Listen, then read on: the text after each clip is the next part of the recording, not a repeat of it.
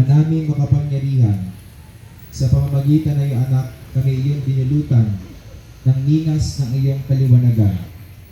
Ang bagong ningas na ito ay iyong gawing banal.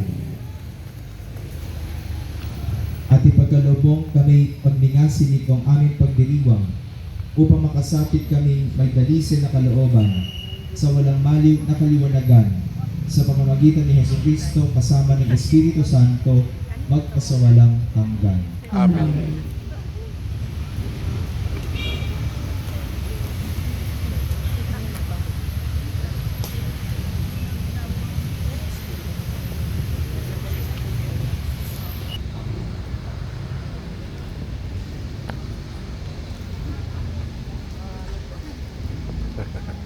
Ano siya sa Samsung lang.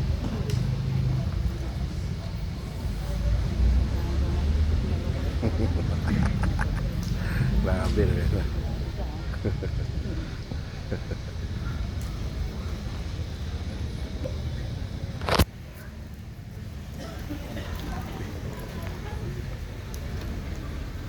Si Kristo ang nagmamahal noon sa bayang hinirang.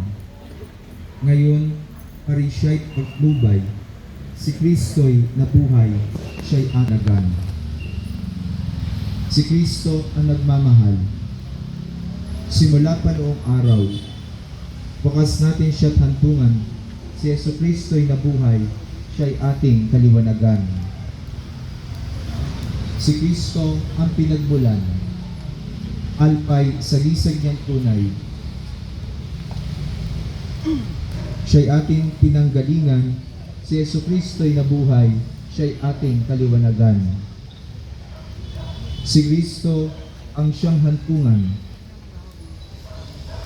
Omega'y kanyang larawan, siyang ating patunguhan, si Yesu Kristo'y nabuhay, siya'y ating kaliwanagan.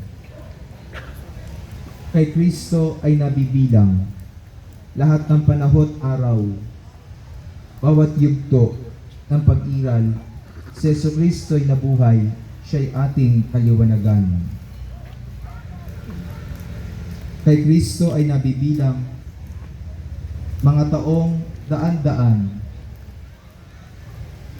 Hari siya ng kasaysayan, si Yesu Kristo'y nabuhay, siya'y ating kaliwanagan. Kay Kristo ang karangalan, lahat ng kapangyarihan, Panginoong dinarangal, si Yesu Kristo'y nabuhay, siya'y ating kaliwanagan. Kay Kristo ang kapurihan ng buong sangkatauhan, ngayon at pagpakailanman, si Yesu Kristo'y nabuhay, siya'y ating kaliwanagan.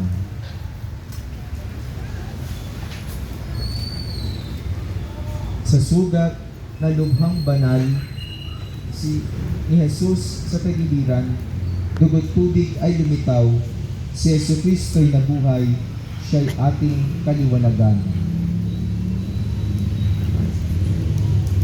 May sugat sa paang kanan, si Jesus na nabayubay, sa krus na pinamatayan, si Yesu Kristo'y nabuhay, siya'y ating kaliwanagan.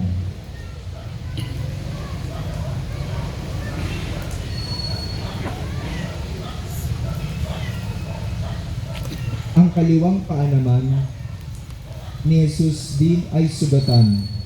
Ako'y naglagos na tunay, si Yesu Kristo'y nabuhay, siya'y ating kaliwanagan.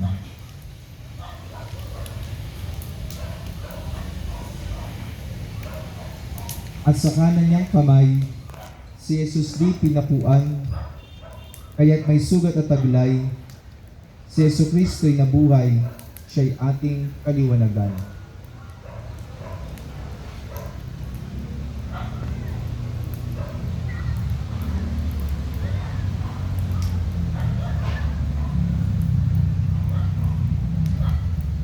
Sa kanyang kaliwang kamay,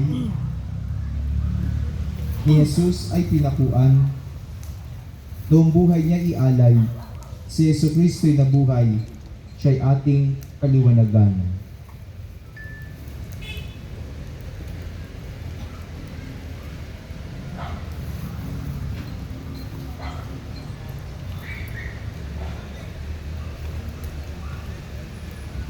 Bawi nawan tuluyan ang dilim ng kasalanan sa puso natin isipan, si Jesucristo'y nabuhay, siya'y ating kaliwanagan. Ngayon po posisyon tayo, paakyat ang simbahan. Na po ang mga sakristan, susundan ng kandilang pangpaswa, mga pari at ang sambayanan.